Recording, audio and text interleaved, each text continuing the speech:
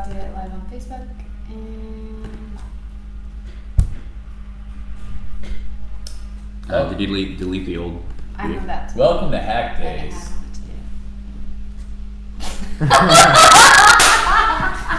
what to do. Did you freeze again? No. Oh, okay. You're right. So this is the fifth time that I'm going to be giving this introduction. Fifth? Excuse me, it's the fourth time. Feels like the 5,000th Oh my time. god, triggered. Welcome to Hack Days, where nerds get together and talk about nerd stuff casually, in a casual hackerspace setting. If you've never checked out Hack Days before, it's basically we just sit around and talk about things we're working on, things we're interested in, and on occasion give little presentations and whatever. So if you do have a project, share it in the comments and we'll talk about it either today or next week. So it's a good opportunity for other people watching to see what you're working on and probably start some kind of conversation. We actually work out of Noisebridge here in San Francisco. It's a hackerspace. It's a nonprofit organization run by volunteers, so no one's really in charge. So if you're in the Bay Area, you should come check it out. They have everything from 3D printers to lasers to welders to machining equipment, woodworking, everything you could possibly want. And they also have awesome classes. So if you're interested, you should check out noisebridge.net. And there's a wiki there where you can check out all the classes, all the events, all the cool equipment that we have. And if you feel so inclined, you can also donate. This space is actually run on donations by people just like you.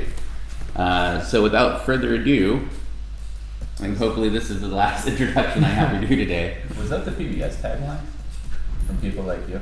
I don't know. People like you. I like PBS, Probably. so Anyway, think of it like back to PBS. tech. So we can do sharing for the next couple minutes and then we'll do introductions. Then we'll talk about things that are related to the world and universe. Okay. Are you sharing it now? Who's sharing it? I'm not sharing it. I'm deleting that one. I updated the title. Okay. Thank you, Nathan. So we have to share it to Facebook groups real quick. If you guys are at home, it's super helpful that you share this to other groups so that more people can get involved and be part of the conversation. So, please pass the link along to your friends. Yeah, so if you're watching and we're talking about something that might be of some interest to a group that you're a part of, share it on our behalf because we end up getting banned for like a month for sharing it to too many places. And you know us, we just want to spread the love. Yeah. Hey, when you share it as yourself or you share it as Hack Days? I don't think that I can share as Hack Days. I can share as Hack Days. Me too. In another group? Yeah. Yeah. Really? Yeah. It's like, I don't know if it defaults back to To your you. username or not. I but- think it says shared by Nathan in like little letters. Like Really? No, published, that's like, for admin purposes, so you can see inside of it. Oh, but other people don't see Yeah, that they you're don't see saying? that. I see. I'm just curious if that might have something to do with another reason why it gets banned. I don't know. Facebook is ban happy. Yeah. Let's do. So I shared an advanced crypto, but We never did. They never really post our stuff there, do they? oh, Miko always like approves everything. But I'm just saying, I did a post, and it was the 3-minute one, so I might hold off on doing another post until later. So, for all of you that don't know, Hack Days covers topics from machine learning to cryptocurrency to bots to I don't know what else. What else? Tech news. Yeah, tech news, IT stuff. So like a couple of weeks ago, I did a denial of service presentation. So really, whatever we want to talk about, we kind of help people Tech. understand more. So not only do we talk about what we're working on, but we help people try to understand exactly what it is that we're working on and the concepts behind it. Did anybody update their MacBook No way. Why would I do that? The only thing I've updated is to make sure that the root user has a password now. Yeah, well, I updated mine before this information came out, and So my cycle is like every new OS is released, wait for 6 months. Yeah. Until it's been like fully baked and then start using it. Right. But there's a point where it's like diminishing returns on updates, right? Right. So like on my phone or like on my computer, there's just a point where I'm just like, I'll do an update and I'll get it a little bit slower, and I know every update after that will just make it increasingly slower, like exponentially so, right? That's true. That's why I've never updated in my life. You've never updated your computer? Nah, I updated my computer. Oh. It's like planned It's auto obsolescence. updates. though. I was like, Rather. whoa! I know, it's messed up. It's I not like fair. factory box settings. Oh my goodness. So Nathan's root password is unprotected. Maybe. Scary. Try me. If you guys haven't been following along with us, we really like the Paper Girls series. It's a comic book series. I just picked up the third one. Oh. I haven't even opened it yet, but the second one left me like, Wait, you just picked up the third one? yeah. I I'll be haven't read it. stealing that I from you. have not read it yet. It'll take me like 5 minutes to read. Well, you read the second one of mine, so it's only fair that I get to. You take can the definitely third one. steal this, but like, you know. Oh, I will. Oh, okay. Cool. So I'm still sharing. So maybe we go around and introduce ourselves Sure. every now and then, like every 5 minutes for new people to know. Okay. Okay, so I'll start off. My name is Catherine. I'm not on the internet. I don't even exist, and I'm not real. So don't try and look me up because you won't find me. I come to Noisebridge pretty often. I work in marketing and grassroots alternative means of marketing. And yeah, my favorite colors are sunset colors. Thank you. What's your name? Hey guys, I'm Sri. This is my first time out at Noisebridge and Hacker Days. No one told me I'd be live on the internet. I just got here and they turned the camera on. It's pretty surprising. 5 times. 5 times actually, yeah. So this is my 5th hack day now, officially. Technical difficulties. But yeah, I work at this company called Magic Leap. They do augmented reality stuff. I work as a deep learning engineer, which is a fancy word for AI. Yeah, I work on AI stuff, and I've been there for the past couple of years, and I was a grad student before that at CMU. That's pretty much it. And my favorite colors are red and black. Nice. Noisebridge logo colors, Right. right? Hacker colors. I'm Nathan. That's it. I work on I was like, synapse.ai, so. You should know me by now. Yeah. Magic Leap. That's so cool. I Yeah. love your sticker. And I'm Dan, and I'm the CEO of Synapse.ai. We want to create a decentralized network of data and machine learning models talking together, being able to be contracted out by autonomous agents. I don't know why I'm making these, and those gestures seem, Yeah. reasonable. You're making a movie and you're building something. Right. So yeah, let's hear. So how did you end up at Magic Leap? Should we jump into that, or should we save that? Sure, we can jump into that. Okay. I'm comfortable talking about that. So yeah, I did my grad school in CMU like 2 years ago. My major was actually in biomedical engineering. Cool. But I did a lot of neuroscience, computational neuroscience stuff, and yeah, eventually did a lot of machine learning, and deep learning was the new cool stuff to work on. And yeah, one of my advisors just said, why don't you work on deep learning? And computer vision has always been one of my interesting areas to do just cool stuff with images. Mm-hmm. And yeah, that's how I got into like deep learning. And one of the places I was on the lookout for deep learning positions, which involved a lot of research and stuff. And yeah, so one of the places that had pretty cool stuff was Magic Leap. Nice. With machine learning, from my perspective, with computer vision together, you could either work in like self-driving cars or augmented reality. Yeah. and self-driving cars didn't really excite me a lot. Yeah, really?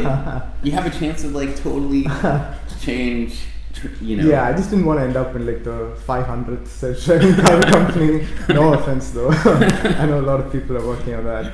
I know some of you guys will crack it, but it just wasn't for me.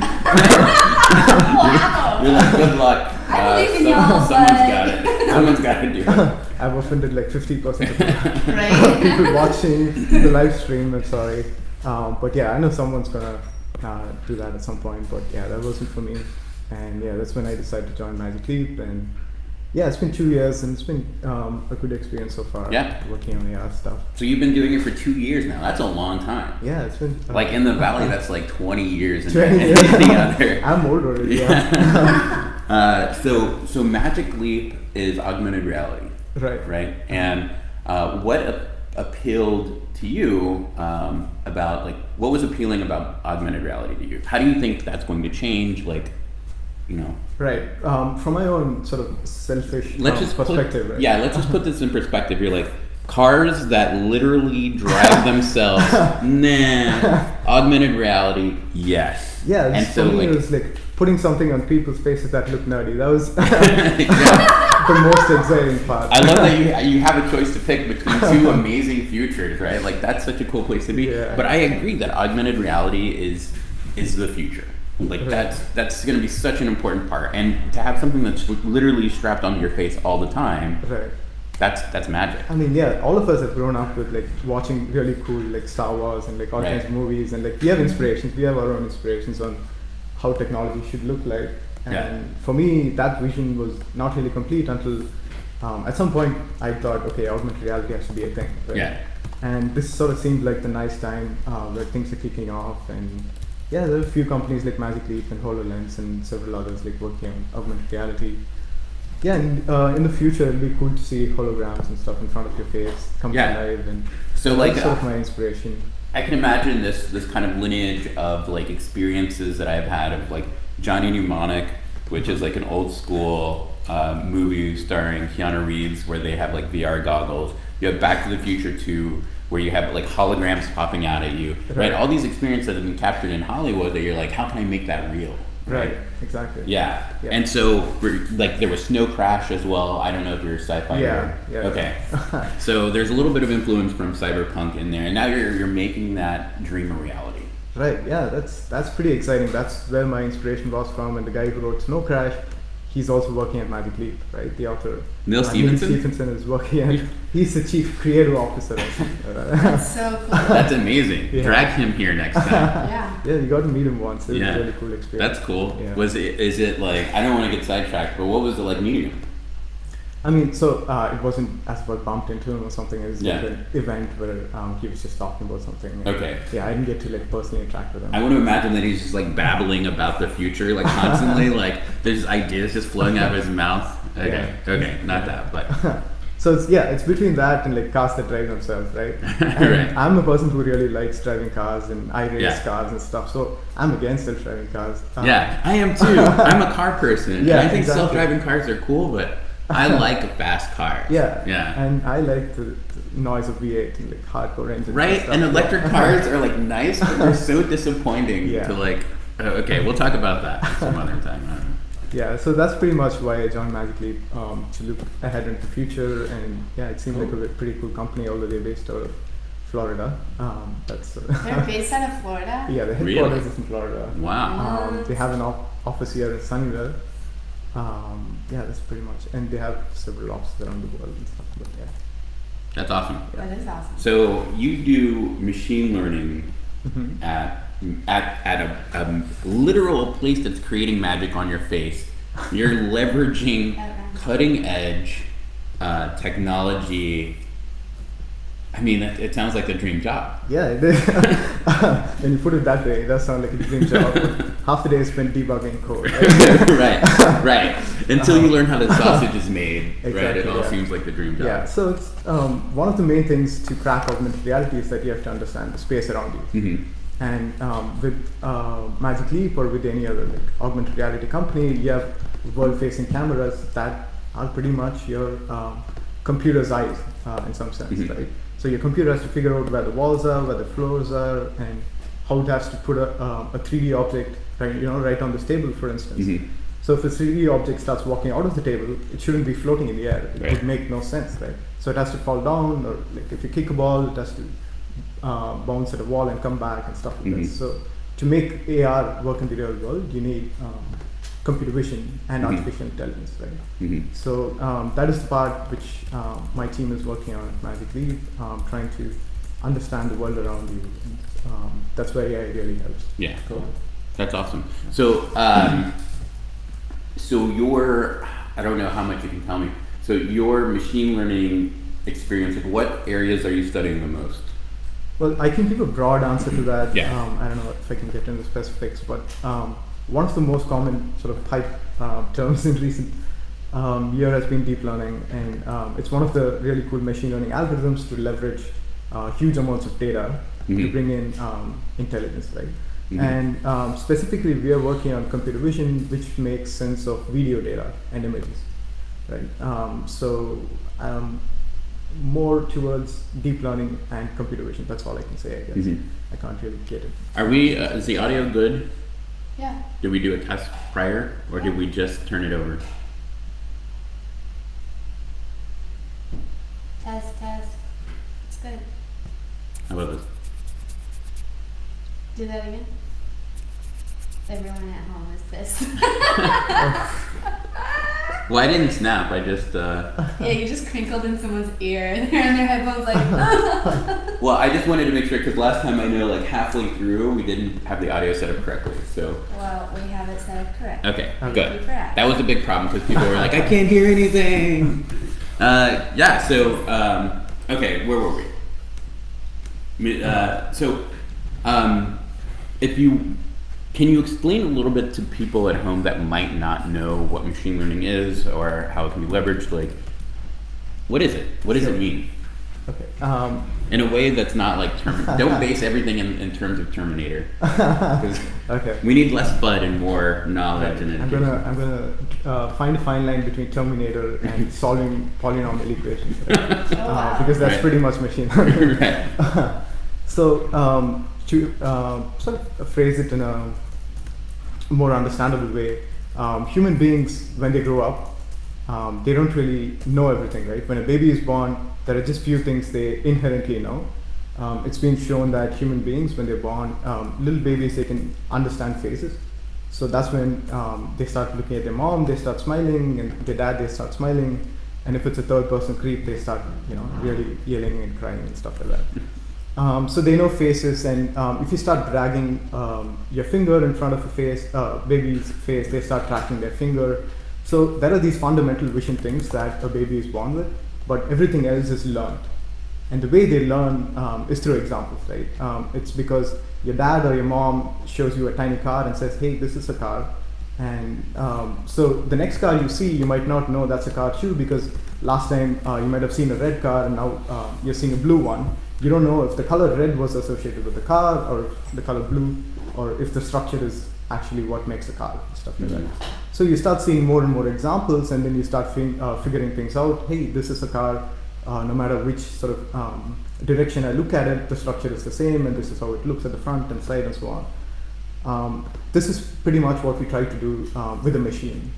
So if you're, let's say, if you want to detect cats versus dogs, this is an example that's been beaten to death, but it's a really good example to understand machine learning, I think. So, for example, if you want to find out if like a cat is entering your house or if a dog is entering your house, let's say you're a dog person like me and you hate cats, you want to detect a cat and then like start ringing alarms or something, right? So if you take a picture and write an if loop code with it, right? Like, because that's what your coding 101, Python 101 or coding 101 teaches you. If you want to do a condition, just say write an if loop and else loop and so on. So if you take a picture of a cat and put in an if loop, if another cat appears, your if loop is going to break and it's still going to let the cat in, right? So that's where machine learning comes in. You give it a lot of examples of, say, cats, different kinds of cats, all kinds of cats that you have access to, which in recent times is like million frames of YouTube videos or whatever that is, right? And just like a human being that learned different kinds of cars, your algorithm is supposed to learn different kinds of cats and associate with the same thing known as a cat. And then it goes similarly for a dog and so on, right? So the main advantage of machine learning is that instead of basing things on hard-coded conditions, you now base it on probabilistic estimates that comes from your data. So it's pretty much pattern matching. You've seen a pattern in the past and you want to understand if your new example looks like that, what you've seen in the past and so on.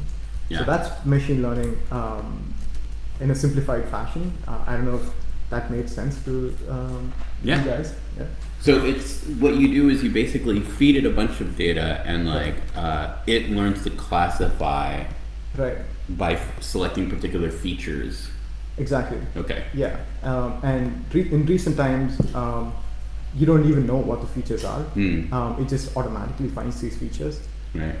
You just sort of design it in a way that it's easier for it being the algorithm, which is highly detailed, I guess, if we get to that point. But yeah, you just design it so that it's easy for it to classify or understand the image.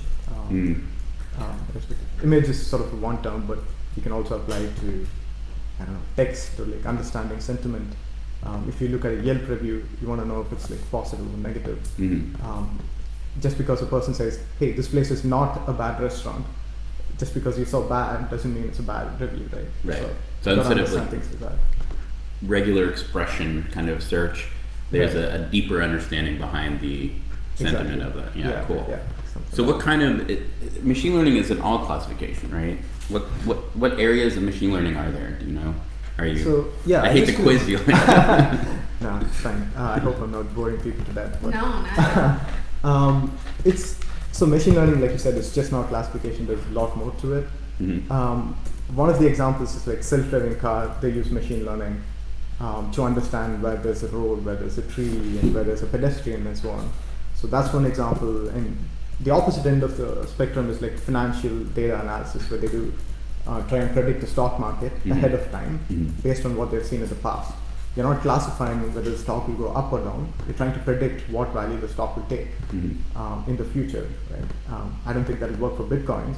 The way they've been doing so well recently, but for other stock, more sort of down-to-earth ones, I'm guessing that's got to work. That's another example, and you see it being used in by biological scientists in like gene understanding, gene sequencing, and stuff like that. And it's getting everywhere these days. There's machine learning in healthcare. There's machine learning in agriculture. Yeah. There's a startup which I saw, Blue River or something. They're trying to improve agricultural productivity by using machine learning. Cool. So it's wherever you can use pattern matching to make intelligent decisions. I'd say that's where machine learning really shines. Cool. Yeah. So you have this experiment that's basically being run by some control system where your machine learning is basically part of that control system to very particular parameters, right? If you're using it for like classification and trying to create a system that uses machine learning as like some decider. Right, yeah. So I wouldn't say you need a controlled experiment or like a huge sort of oversight.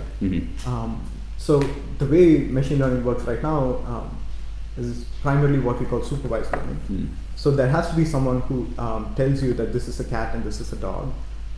It can't learn by itself. We are not in like a Terminator kind of world. So it's supervised versus unsupervised learning. Yeah. Right? So supervised is what has been working really well so far. And no one's really cracked unsupervised learning. And once you do that, maybe you can get to Skynet or whatever. But it's One day, hopefully.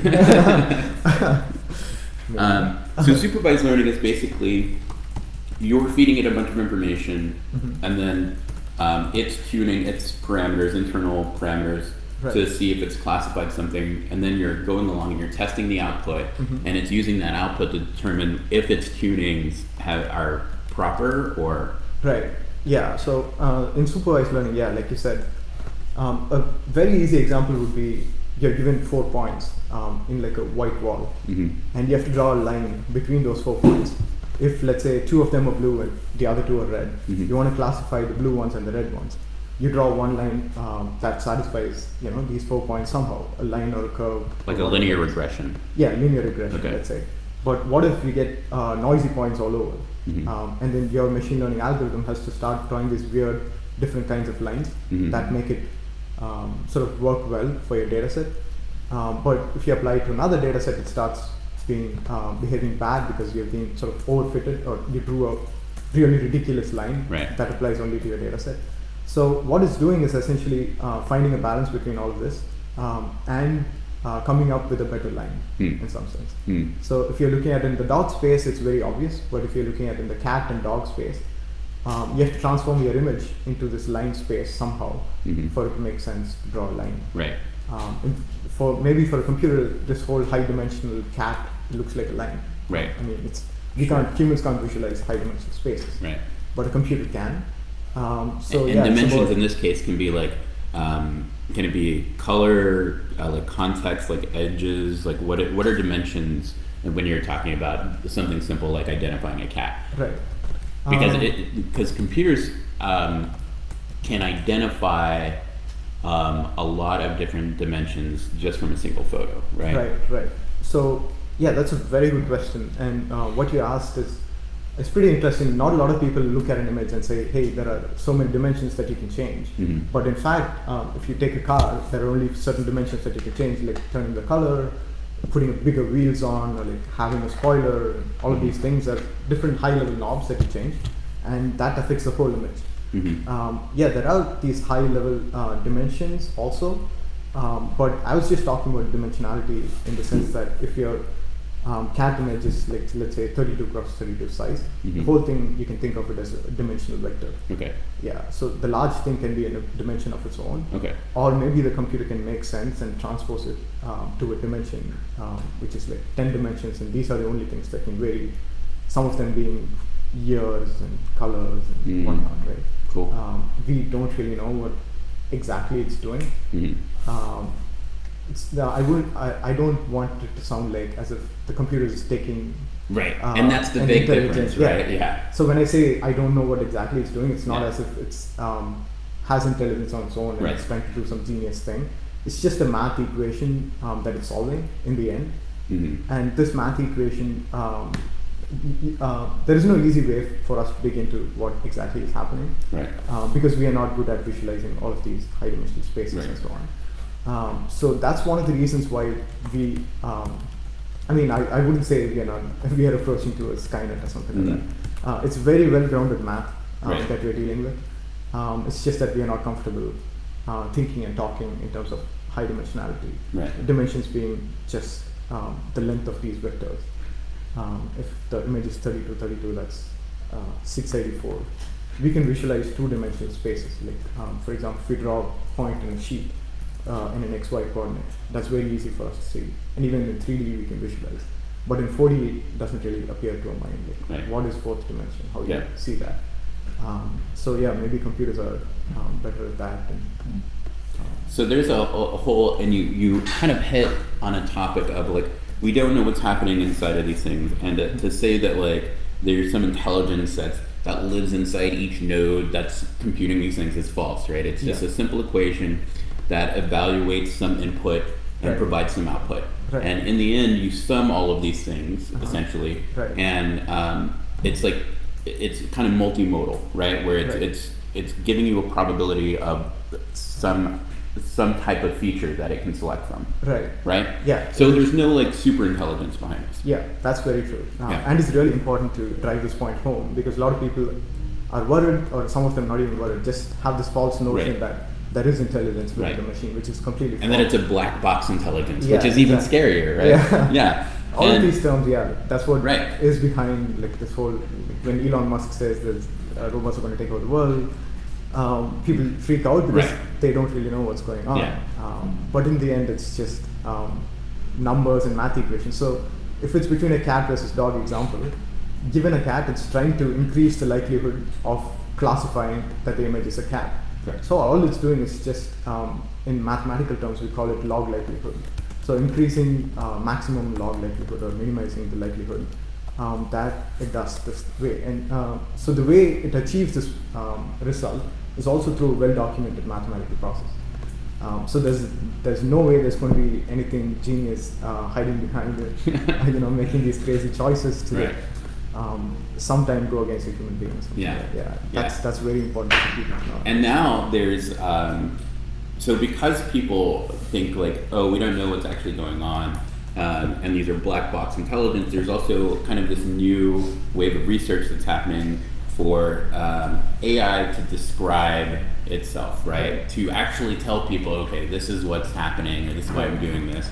But it almost seems, do you think that's required? Do you think, like, why can't it just say, oh, because the probability of all these features adding up is this outcome, right? I mean, yeah, that's actually a very good question. In recent times, this has come up a lot, and I think it is important for AI to have interpretability. For example, if you're classifying cats and dogs, no one really cares. But if you're classifying brain tumor versus non-brain tumor for a patient, yeah, and this patient, he or she is like, their life is dependent on this. yeah, Then you want some interpretability. Then you want to understand why exactly it made this choice, and yeah, what can we do so that this doesn't happen again, and so on, right? right. The answer is not always to have more data and solve this. So you have like the ability to manage false positives and false negatives and Right. learn from those, right? Yeah. So you use like kind of human in the loop, where you have somebody going, okay, why is that? And it Right. explains it, and the person goes, oh, well, that doesn't seem right. Can we Exactly. evaluate these Yeah, things about it? exactly. Interesting.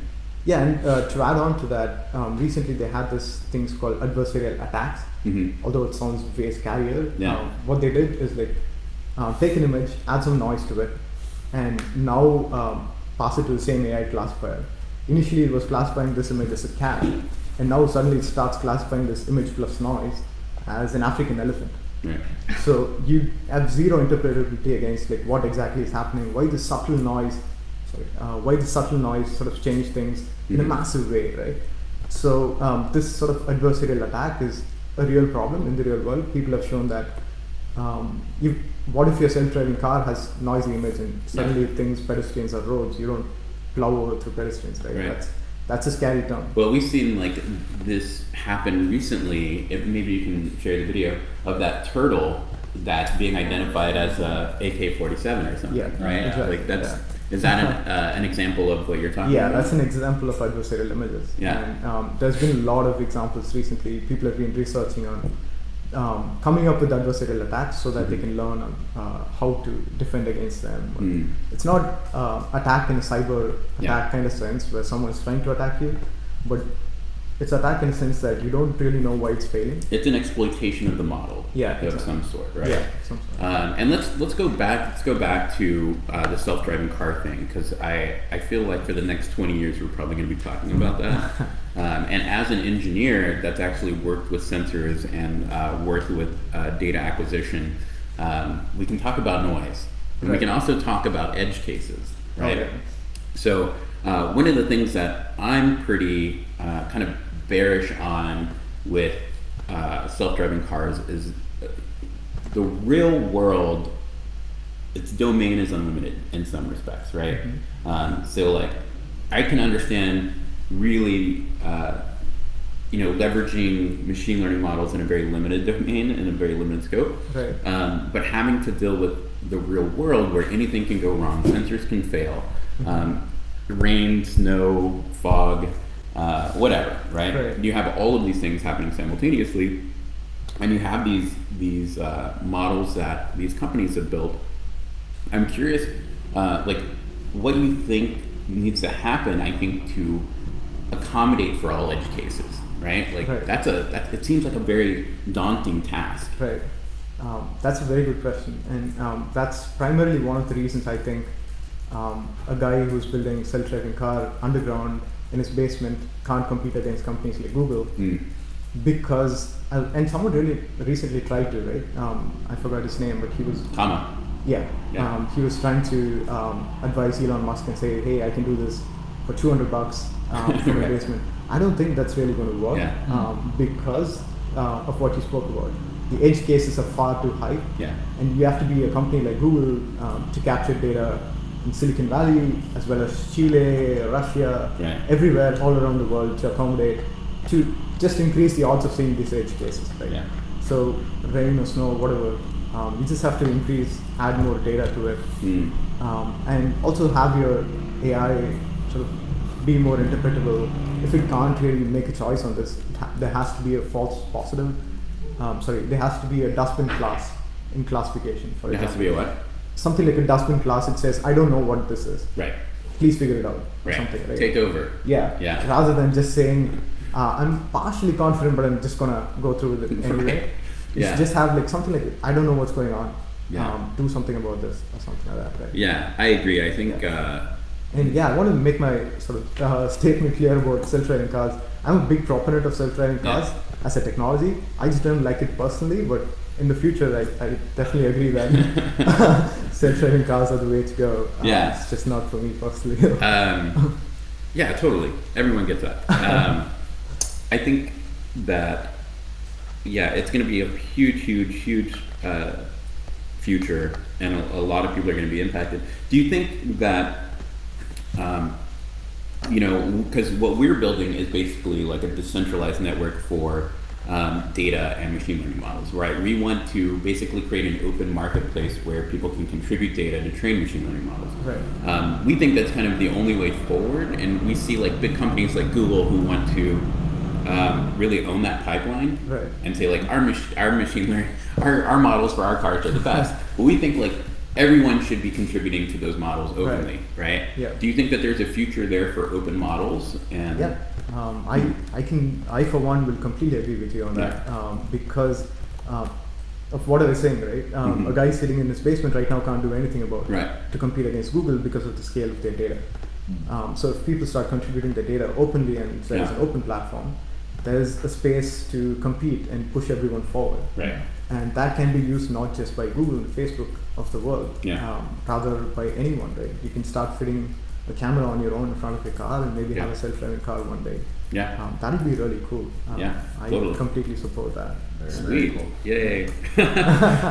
Great. Now that that's out of the way, shut it off. Right? Like that is so all you needed. cool. So there's a huge conference coming up called NIPS. Yeah. Are you going to NIPS? I recently went to NIPS is happening in Long Beach. Yeah. Year after year, my company, we get to pick a conference or two.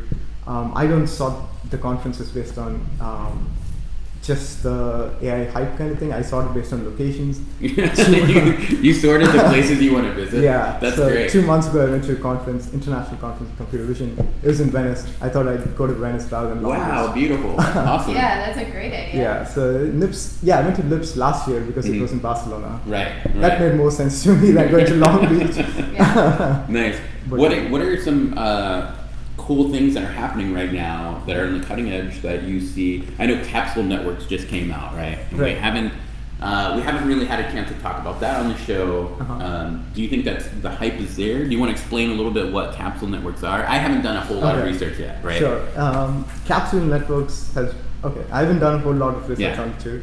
This is Hinton's work? Is that okay. I'll preface it. I haven't read the work yet. Yeah, I haven't so either. I don't want to comment on it. But I've seen photos, and I'm like, oh, I get it, right? So, Hinton, as you guys might be knowing, he's sort of one of the modern godfathers of deep learning, right? One among a few. There might be others too. And so he has been proposing capsule nets for the past 10 years or so, and he has been making different sort of attacks to his idea, and he hasn't been able to get it to work until recently. So CapsuleNet has a hype just because it's Jeff Hinton's paper. And are we still streaming? Yeah, looks like it is. Okay. It's red. High red light. Because on Facebook, doesn't look like we are. Oh yeah. We're still recording, but Facebook is not still streaming. Okay, so we're still streaming on live stream. Okay, so is it still recording locally? Yeah. Okay, so we can post up this video. Cool. So let's keep going. Oh yeah, sure. Yeah. And CapsuleNet is his recent attempt at making capsules work, right? Okay. And he commented on Reddit himself saying that one of the reasons why deep learning did so well was it bet the state of the art by a huge deal. And CapsuleNet hasn't gotten there yet. It doesn't bet other state of the arts by a huge deal to warrant everyone switching over. That's his perspective on it. I haven't read the paper, so I'm just going to go by his own word. So what other pieces of deep learning, machine learning are you interested in? Or so right now, cool? So you brought some really interesting points on adversarial attacks and stuff, which has been really going good this year. A lot of people are focusing on adversarial networks and generating data from adversarial networks and so on. There's this really cool thing, I don't know if you had talked about this, it's called generative adversarial networks, or GANs. It has been getting a lot of attention. It's one of the ways in which machine learning can generate images on its own. Until recently, without deep nets, AI systems have never gotten to a point where they generate images by themselves. Now they are at a point where they can generate like HD, high megapixel kind of images by themselves, and they can even create art and so on. And again, all of this is just some math equations, so there's no need to freak out that it's creating something on its own. That's another really interesting space. And on a very high level, machine learning is affecting just two spaces extremely well. It's either natural language processing and speech recognition, stuff like that, and images and computer vision. So there's been advancements in both. And I just know them in one direction because I work on computer vision a lot more. How much overhead is there when thinking about machine learning, right? So you have to acquire the data, you have to process it, right, and then you have to, you have some output that you then have to decide what to do next, right? Yeah, so machine learning for me seems to be the easier part. Getting the data and processing it is actually the hard part. 70% of my time is just somehow bugging someone, or like somehow getting data and putting it in the right format. Right, data engineering, is that what it's called? Data engineering, exactly. Okay. And then I just like sort of design a deep net or whatever that is, and it takes typically 1 or 2 days to train, and you keep iterating on it and iterating until you get to an accuracy where you have to be. That's also a research challenge, and you have to like come up with cool algorithms. If you do, you can get published papers and so on. But data engineering, there was a thread on Reddit, machine learning. It's sort of asked machine learning people of Reddit, what do you spend most time on? And everyone answered data. I subscribe to that subreddit, so I'm well aware of what's happening, even though I'm not an expert. It's one of the best subreddits for machine learning. Totally. Any places for discussing machine learning is Reddit machine learning, and I joined Twitter just to follow machine learning people. So that's what it's become now. So not reading papers. Reading papers is just not good enough anymore. So you have to be on Twitter, you have to be on Reddit to keep up with the discussions. That's cool. So it's getting more technology, social and technology friendly. Nice. So when we're talking about building models and training models, so training models, you said, takes 2 or 3 days, depending on what the accuracy is, right? Let's just say there's T time required to train, and then what about the size of the models? Once you've trained it, how do you run it locally? Is it remote? How does that work? So I try to answer this from a general perspective. Personally, I use my own computer. There's a huge cluster of GPUs sitting in the somewhere in a data center that we get to use and stuff. It really depends on how much resources people have access to. In one of the papers I read recently, there was one intern at Google Brain. He just described in his paper, there was just 2 lines which he said, this model was trained on 50 GPUs for 2 months. So you can get to that scale if you're working with Google, I guess. And if you're working as a grad student, you get like access to 3 GPUs, maybe. When I was in grad school, my whole team of 6 people had 10 GPUs, and we overloaded, and one of the GPUs each actually fired up and like blew up. It blew up. And there was a huge fire hazard. Wow. So it depends on which scale you're at. But there's work to do at every scale, I'd say. Like Apple has released Core ML or something where you can do deep models and you can run them on your iPhone X. So okay, let's. There's 2 things I want to talk about that I think are kind of exciting. So what do you have to consider when you are limited in resources? Because I know a lot of people watching at home may not have access to Google's resources, right? So we have like things like Amazon's GPU services and Google's GPU services, and I think NVIDIA is going to have a platform or something like that. But then you also have your local like machines, right? Yeah. And so what do you have? What do you say? What are the limitations that you have to think about when you're like, okay, I have access to these resources, therefore these are the things that I have to give up, or these, you know, like what are the realities of actually? Right. In reality, I'd say you don't need like huge cluster to just get started. You can just have your one machine with a GPU that costs $500, like a NVIDIA GPU, $500, $600. They have good GPUs. So you don't need to be at the state of the art to have good results. Some of Google's compute models, they have to be run on more than like 1 or 2 GPUs, even to test it out, not even to train those models, right? So you don't have to be at that scale. If you're choosing, there are always like resource constrained models that are put up online where you can get 99% of the results the state of the art is at the moment. You can run it on your, I don't know, like a CPU or on a GPU, and you just need one GPU machine to sort of train it and experiment with it. So don't always go by Google's blog post, you know, read their latest blog post and try on their model. This might not be the best sort of way to, if you're just getting started with one GPU, don't have like high ambitions and like go and build your own like supercomputer or subscribe to AWS and pay tons of money. I don't think it's worth it. When like grad students in one of the best schools, CMU, I think is a really nice AI platform. We had 10 GPUs for 6 people, and they were still able to publish papers and stuff. Cool. So it's not really necessary to go all out. You can just program on resource constrained environments. And so once the models are trained, and you want to run them, like let's say we did some research into like figuring out if we can run a model on a like Raspberry Pi GPU. Right. Exactly. Right. Like so once you have models, like what's the reality of actually like shrinking those down and getting them to be used locally, and what you see now companies like Apple and Google are talking about, you know, machine learning on the device, right? Yeah, I think at this point it's pretty realistic that you can compress a model and make it run on, I don't know, Raspberry Pi, but on a mobile phone, I'd be pretty confident to say that you can run deep networks on mobile phone. And there's been like phenomenal research to compress deep nets. Instead of using floating point operations, they are now trying to do like binary deep nets with just like ones and zeros kind of stuff. So you can imagine that being very light on your mobile phone or something like that. And I recently attended one of the talks from Facebook. They've been using deep nets to, you know, the Prisma thing. Prisma, it came out recently. Prisma is just like transforming your image into. It's like an app. Right. Yeah. Where it does style transfer. Style, exactly. Right.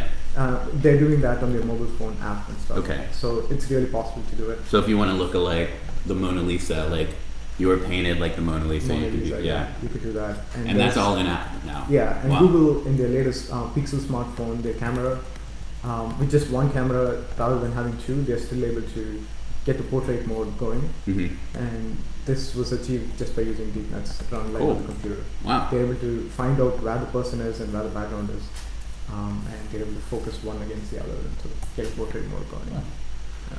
So you're doing, I imagine that you're interested in running deep learning models on like, or computer vision on video, right? Right, yeah. So how does that scale? Like when you're talking about having that high dimensionality of like 32 by 32 or things like that, when you were talking about like 4K video, right? Right. I mean, 4K video and 4K sort of setup, I don't think deep nets are good at doing that because of the constraint specifications like you mentioned.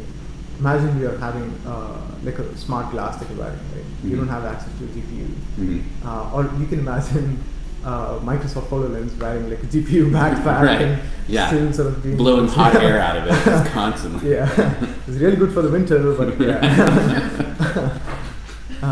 so resource constrained environment. So I mean, it's realistic to do real time.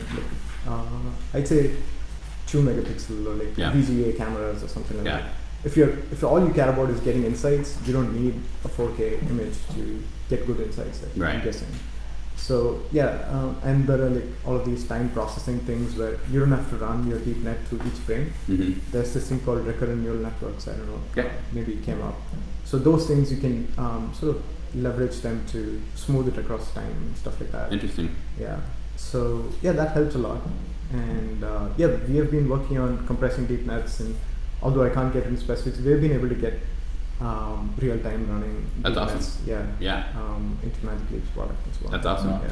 So, do you know, what's really amazing is that we talk about natural language processing, we talk about text, we talk about video, we talk about all these other sensors like LiDAR sensors, and you know, to have them all be processed by the same mathematical functions, Right. And to get some output to classify or to predict. I mean, it seems pretty magical that you can put all these different mediums inside of these things, right? Yeah. That is very true. Do particular mediums lend themselves better to particular models than others, or how do you decide? Right. One of the things that, I get what you're saying, and one of the things that deep nets have been shown to be good at is this multimodal processing. Mm-hmm. You got right to the point there, where, if you have LiDAR, if you have images, you have to combine all of these things. And before deep learning came around, there was no real good way to do this. And people just sort of hacked their way into features which they thought were nice, but you never know if it's useful for the computer to make good probabilistic estimates of things. They are working on multimodal data streams now, and although no one has the perfect recipe to do it, people just hypothesize saying this structure might ought to be better than the other one. And it's deep learning is more, I'd say, an experimental science. Yeah. You just have to throw things, try different architectures, see what works. Yeah. I'm glad the cutting edge is literally just throw it in the stew, see if it tastes Exactly, good. yeah. Yeah, so you do get a lot of intuitions by working in it for 1 or 2 years, but initially it's more experimental, I'd say. Yeah. You build a lot of experimental intuitions, so you know if given a new problem, I'd be better off than someone who's just starting over because I have intuitions working on these problems. Right. But I don't know if I can solve the problem in like a day or two, or it might take a month. Right. Because it's trying it out. If it doesn't work, I have to like tune something else. And do you think that the intuition part can be automated? Like, is there a genetic programming aspect to solving the intuition part for machine learning models? Right. I mean, they are trying to do this. In some Google sort of recently published a paper on this, which the fancy word for it is they call auto ML. They have another deep net, design your child deep net for this. Okay. You need 100 GPUs and 2 months for it. That was a paper that I was referencing. Yeah. If you have that kind of resources, well, go ahead and you can do it. Yeah. I'll post an interesting paper from like the 90s or something that somebody created this FPGA program that would basically, it was, I think, very much machine learning, right? Where it provided some input and they expected some output, right? And there was like a feedback loop. And they said, it was basically, I think, evolutionary programming or genetic programming. And they said basically iterate through all these different generations until the outcome, just keep trying things, right? And eventually they found that it worked, right? Because they were like differentiate between like, I think, 1 megahertz and 10 megahertz like signals or something, right? Right. But the program itself, and they never published this code, but the program itself found ways to use manufacturer defects to its advantage. So they couldn't take code from one FPGA and put it on another. I see, okay, yeah. Right. So I'm wondering if there's like, I guess this is probably being researched in machine learning now, is like how to create even bigger black boxes. Yeah, abstract it even further. Right. Yeah. That's interesting. Cool. So is there? I mean, I'm fascinated with machine learning, and I'm fascinated by this field. Where do you think it's headed? What do you think is next? We talked about the past. We talked about the present. We talked about the near future. What does the big future look like? It's 1984. I mean, could be. Could be. Yeah. But I'm hoping that that's not the case. So because we have all these cool things that you mentioned before. We have healthcare. We have like autonomous vehicles. We have all these different kind of domains where we're leveraging intelligence in some way. In some way. And they're changing. It's changing the field for better or for worse, like whatever that means, right? And I think I sit around with some of my friends and we try to imagine what 10 years will look like. And it's kind of like this black, and there's a wall there, right? Just like what could happen, right? So I'm always fascinated to hear people's perspectives on how they imagine the future, especially people working in the industry, right? For me personally though, I still look at it, right now at least, it's still in this math domain and it can't really escape and figure things out on its own and do some stuff which sort of is threatening to human beings. I don't see it happening, at least in the next 10 years. At least in the next like 2.5 weeks. But 10 years and 1 day. But yeah, it seems like there's a non-linear jump between what's happening right now and consciousness. So just throwing sort of people when they say, between 1980 and 2020 we have made so much progress. In 30 years we're gonna definitely reach Skynet. The Ray Kurzweil kind of like so there's a wall, like you said, right? Like beyond which there's only a non-linear jump and like something magical has to happen to get you there. I can't see that happening at least in 10 years. But I do agree that a lot of things will be automated. And if auto ML is coming up, it's not just like manual laborers that's going to lose their jobs. I'll lose my job too, right? I think developers will also lose their jobs. Exactly. I think that's the scariest part. So I'm practicing like data annotation so that I can provide data to these human in the loop. That's like robot classic. overlords. That's a scary future. But I think what are some jobs you think that will emerge from these new things, right? So I mean, because we can automate things and we're putting everyone out of like displacing or what do they call it? Disrupting. Current jobs. We have to transition to something new. When there's a system, I believe that there can never be a perfect system. That there might always be a requirement for some intervention. I agree. There's this really good anecdote. Whenever people talk about displacing workforce and like throwing people out of job, I like to share this anecdote. This is a joke which I heard in India. That's where I grew up. So there's this French sort of foreign minister going to India for his yearly visit or something, and he's been traveling with his international counterpart in India. Indian affairs minister is like, he's there and they're going in this car and they see a lot of people digging into the roads and like building a new road and stuff. So this French minister asked, hey, what's up with all of this machines and like people just digging through it? Why don't you just have a giant machine that can do, dig through the roads and like lay the road for you? And the Indian guy says, hey, we're actually providing employment to 500 people every day and you can't take that away from those people. And this guy thinks for a while, the French affairs minister, he thinks for a while and he says, instead of giving them shovels, why don't you give them spoons? Now you'll be able to give jobs for like 5,000 people for a day, right? So for me, that's a really powerful anecdote whenever people say you're throwing people out of jobs. That's not how things work. Just because technology is there, it doesn't throw people out of jobs. There's still other jobs just need to creates new jobs and new like opportunities. And that's why it's important for communities to actually invest in like the education for that type of like next steps. And when Obama was there, he had spoken a lot about inventing new kinds of jobs, and he seemed to be really into AI. And he's read a lot. The White House had a whole AI brief, right? It seemed very progressive. That seemed like a really good way to start. Top down, everyone has to think about this. It's not really a one-off thing where there's a robot to replace one specific job, right? It's about the whole workforce being transformed, and people have to really come up with new policies and things like that. I mean, someone has to do it. Really. So how do you? I'm slowly running out of questions here now that we're talking about the future. I think it's hard to figure out how big the impact is going to be. And I think that's, the most frightening thing to people.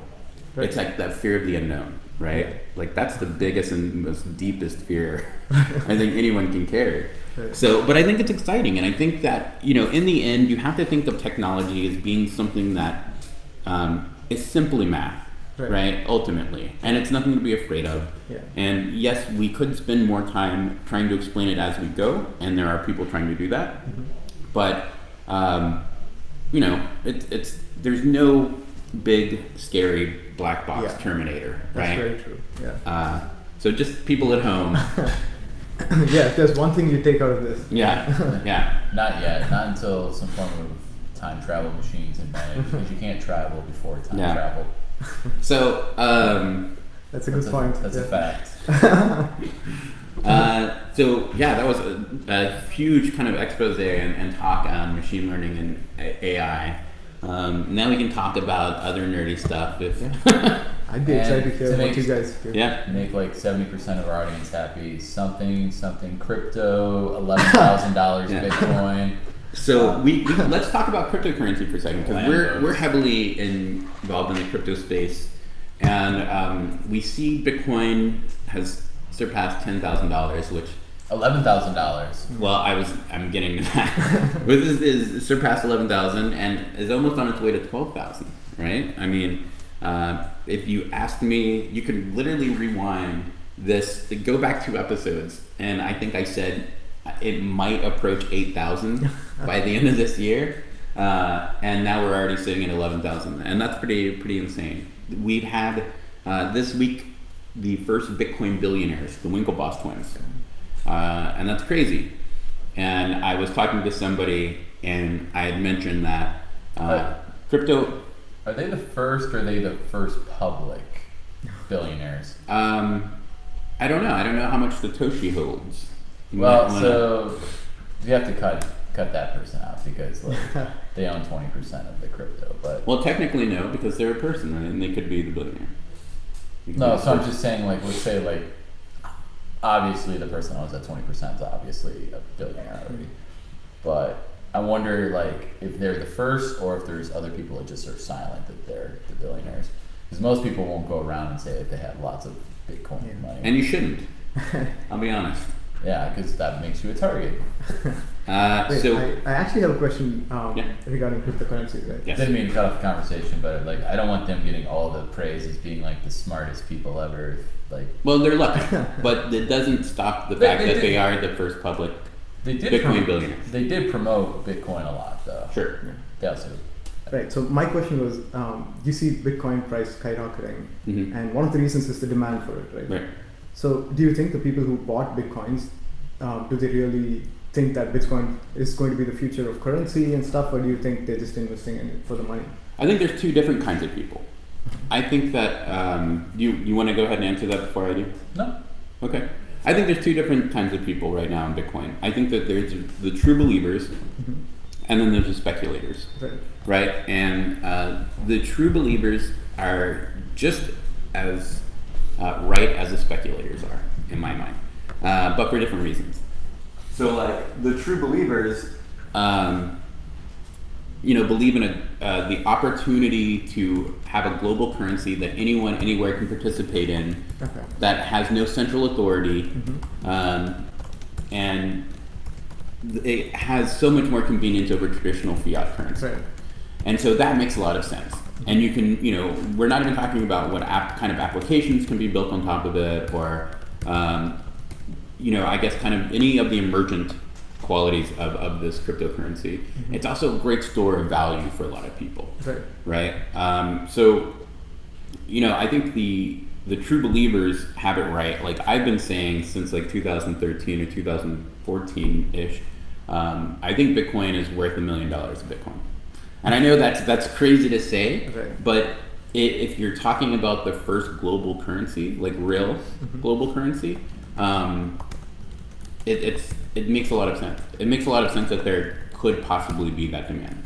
But how do you talk your way to governments like China, which just with one wipe of a hand, there's no more Bitcoin in the country? How do you think that's going to be a global currency when no one can control that? Exchanges. No one can control that. right? So China can say, okay, well, no more Bitcoin, right? Right. But that doesn't mean that people won't still be trading in Bitcoin or investing in Bitcoin or purchasing Bitcoin, right? And while it still may be illegal, much like marijuana was still illegal or drugs are illegal, right? It's simply a prohibition on something that they can't stop. Right. And ultimately, what's going to happen is they'll have to learn how to live with it. Right. That's true. But it's kind of scary also in the sense that funding terrorist organizations now is much more easier because everything is private and it's anonymized. Yeah. So Well, you can't really trace. Partially anonymized. yeah, okay. Yeah. I get where you're coming from. Yeah. But yeah, so it's very hard to trace back, right? Yeah. And that kind of scares me a little bit. Yeah. So one of the reasons why I thought of investing was just for the money. Because it's been skyrocketing. Sure. It sort of seemed like a good investment.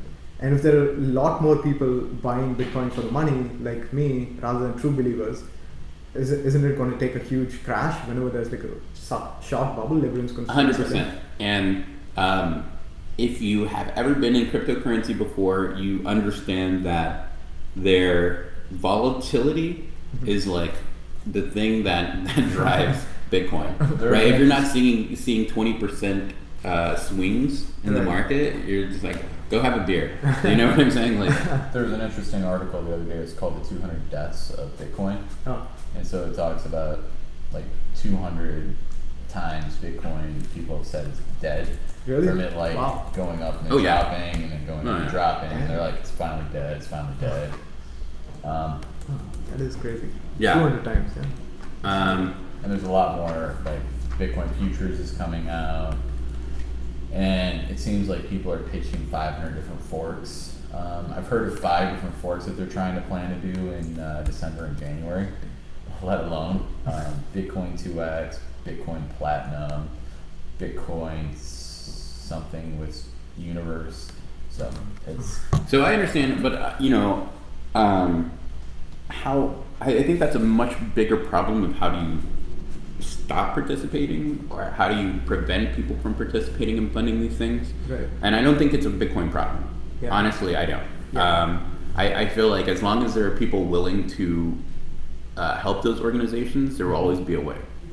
I think a lot of people use that narrative for Bitcoin as kind of this, for some reason, this artifact this shadow that's hung over Bitcoin because it's been used in like things like underground drug markets and things like that, right? Like Silk Road, things like that. Yeah. But simultaneously, it's also being used for just transactional value from peer to peer, right? And so it's hard. Like, how do you police something that can't be policed, right? But my general sentiment is, if people want it, it's not Bitcoin's problem, right? That's true. Like they'll get it regardless if Bitcoin is there or not. So yeah, I mean, I think that's a big problem. Another one is sorry, what was your second one? You were like organizations. Yeah, organizations, and then just being fickle, I guess, which we addressed that. Okay. Yeah. Yeah, and so I think the people who are speculating on Bitcoin should get used to the volatility. Like, if you're in at 10K, that'll probably drop down to 8K. Yeah. Right? Like, okay, great. Wait till it gets to 15, right? Like, and you should not be investing your savings, like your life savings. Yeah, your life savings. Like, the way I like to think about Bitcoin, if you have enough money to go out in the middle of the street and burn that money, invest in Bitcoin. Like, that's the equivalent. And you could come back and find either your money's all burned, in which case you were ready for that, or it grew a little money tree. Like or grew an even bigger fire where you can throw more money in, right? I don't know. But my projection, and we've seen this from John McAfee. Is that McAfee? He said something? John, yeah, so the antivirus guy? Yeah. Okay. He said that his projection is that Bitcoin will reach $1 million by 2020. His original projection was that it was 500,000 by 2020, based on the idea that Bitcoin would be worth 5,000 by the end of this year, but since it's Yeah. worth over 10,000, he's now So you know that- projecting 1 million, or he'll eat his own penis. So, yeah, so you know that I purposefully left that out.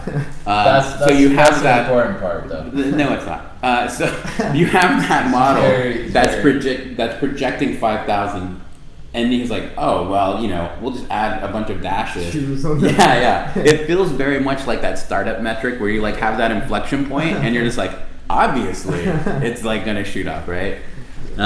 So we'll see. I don't know if it'll happen by 2020, but I've been wrong. I've been even wrong this year in the last 2 months, right? So Did it take a little bit of the scientific sampling you used out of it to explain the whole post? so I think that it'll reach $1 million. I don't know if it's going to be by 2020. $1 million. That seems pretty far away. Has to go up by 100 times. Yeah. It's done that before, right? Right. Yeah, Isn't sure. it? Why not? Yeah. I wonder how much of the world's currency it must consume in order to be worth $1 million. Yeah. Can I say, like, I believe it's going to be worth $10 million, one Bitcoin. But when? It doesn't matter. I'm the first one to say that. A He trillion. has it on So- record now. Yeah. He's the first one to say Yeah. that. First one to say that, so Cool. I'm not. Are you eating going to anything finish your sentence and eat something? Yeah. I will eat Sushi if it goes Yeah, to 10 sushi, million. yeah. I'll buy I like sushi. a lot of money. I'll buy sushi for everyone watching if it goes to $10 million. Cool. So yeah. So that's our cryptocurrency portion of the show. What we're working on is we want to give people the ability to contribute data to train machine learning models. So we're building our stuff on top of Ethereum, and our first piece is a marketplace. So we can have a decentralized marketplace where people can basically register services and have others subscribe to those services, as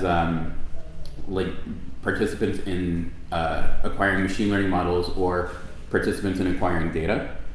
So one question I have is, do you think that this is going to be? Are you planning to have this as a data market where I go and pay something for the data?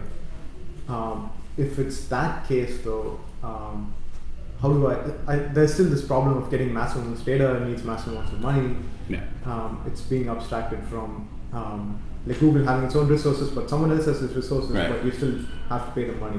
So there's two ways, right? You can create a data marketplace where you're actually creating commerce to acquire data, Right. or you can basically say you can create a royalty scheme from it. So you could say, okay, if you contribute data to this model because it's all on chain, Right. all the data that's been contributed, not the data itself, but the contribution, Right. then you can actually say okay, when this model is used, Mhm. and who's ever paying to use this model, right? Right. It then goes back to pay royalties to the people that Ah, contributed that. That makes Which sense. makes a lot of sense, because if the model has a lot of value and it's being used, why Right. shouldn't Yeah. the people that helped make that? Yeah. And so if you have access to special kinds of data, or what I think is even cooler is in 1,000 years when that model's still being used, right? Your great-grandchildren, great-great-great-grandchildren will have the opportunity to receive something, Yeah. right? And that being fast, verified through blockchain makes a lot more sense. Right, yeah. And so that's kind of our first step. It's how can we coordinate the people with data to the people with machine learning platforms and offer machine learning models as a service through them, right? Yeah. So you need some ontology, and of course eventually we'd like it to be kind of automated, where in some cases you can have a probabilistic model of, okay, I'm switching contexts, and so the probability of me requiring this next model is there's some probability there, and so I can subscribe to the model or download the model, or so long term we'd like to facilitate autonomous logistics and supply chains. So when you have automation that has agency over resources, Right. you can coordinate them through the network, and then you can eventually what can emerge is predictive models, right? I think is interesting. But yeah, we have to start small.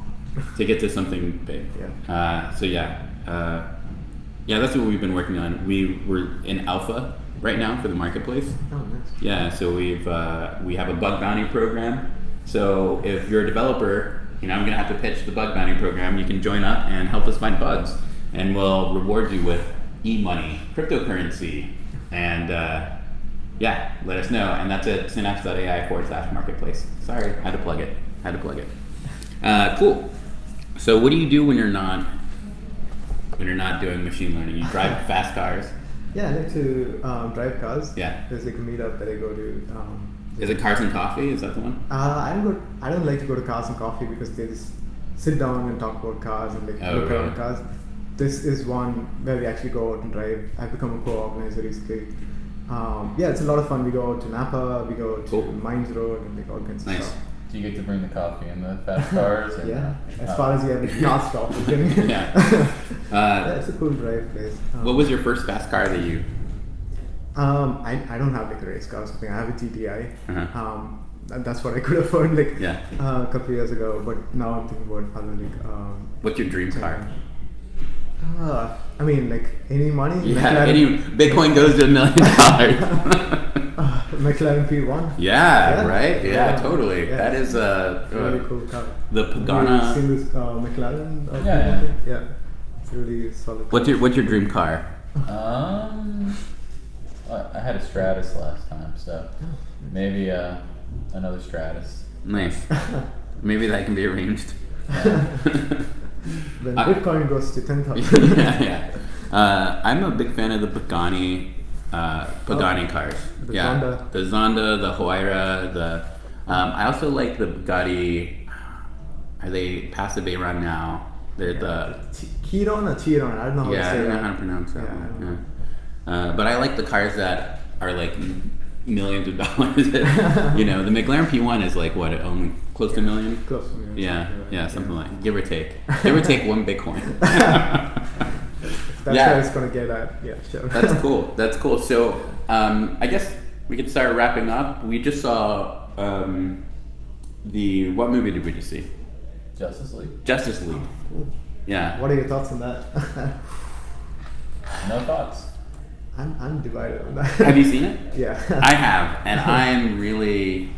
It feels like a WB movie that was very well produced. It lacks a certain grittiness. It also lacks depth.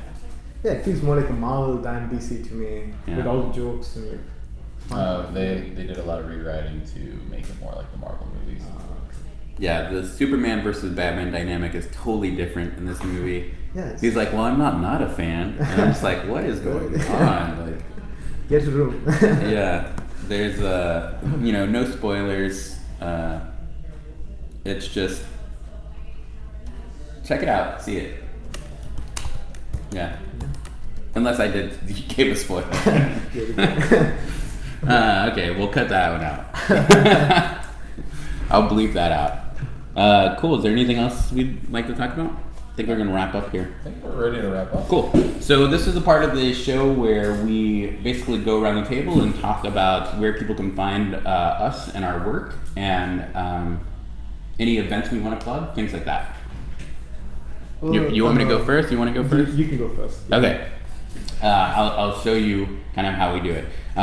So as usual, I'm Dan Gailey, and you can find me at Twitter at DPG, or you can find me on Facebook at Dan Gailey. You can email me, Dan at synapse.ai, and events I'd like to plug. We have a crypto builders meetup, I think, happening this week.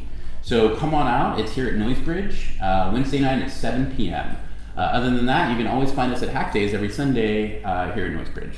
So that's it for me. Yeah, I'm Nathan at synapse.ai, and you can find me Nathan T. Ross on pretty much everything. I'm Shri. You can find me on Facebook, Shri Vignesh. Good luck spelling my last name. But yeah, you can reach out to me on email, shrivignesh.r@gmail. And it's good participating in this hack day. Yeah. It's my first hack day. It seemed like Sweet. a lot of fun. Woo! All right, yeah. Thank you guys. Cool. So we'll see you next time. All right. Cheers. Be excellent to each other and hack the planet. There we go. Is that Noisebridge's sort of logo? Part, yeah.